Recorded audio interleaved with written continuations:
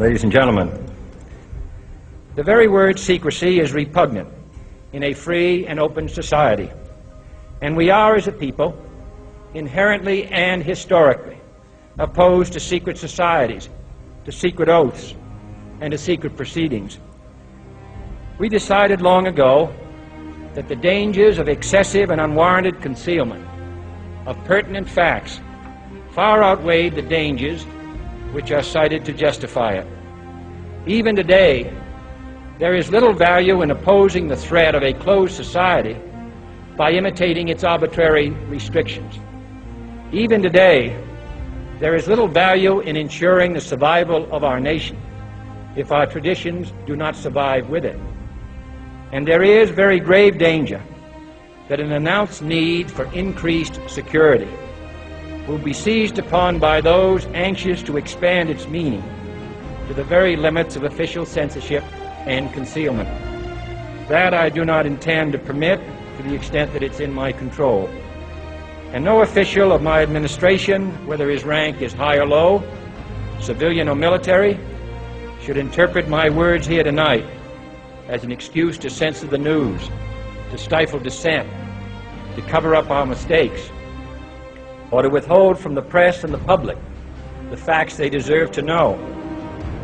For we are opposed around the world by a monolithic and ruthless conspiracy that relies primarily on covert means for expanding its sphere of influence, on infiltration instead of invasion, on subversion instead of elections, on intimidation instead of free choice, on guerrillas by night instead of armies by day. It is a system which has conscripted vast human and material resources into the building of a tightly knit, highly efficient machine that combines military, diplomatic, intelligence, economic, scientific, and political operations. Its preparations are concealed, not published. Its mistakes are buried, not headlined. Its dissenters are silenced, not praised. No expenditure is questioned, no rumor is printed, no secret is revealed. No president should fear public scrutiny of his program, for from that scrutiny comes understanding, and from that understanding comes support or opposition, and both are necessary.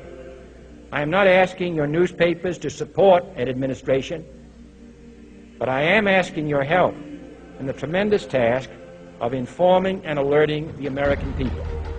For I have complete confidence in the response and dedication of our citizens whenever they are fully informed. I not only could not stifle controversy among your readers, I welcome it. This administration intends to be candid about its errors. For as a wise man once said, an error doesn't become a mistake until you refuse to correct it.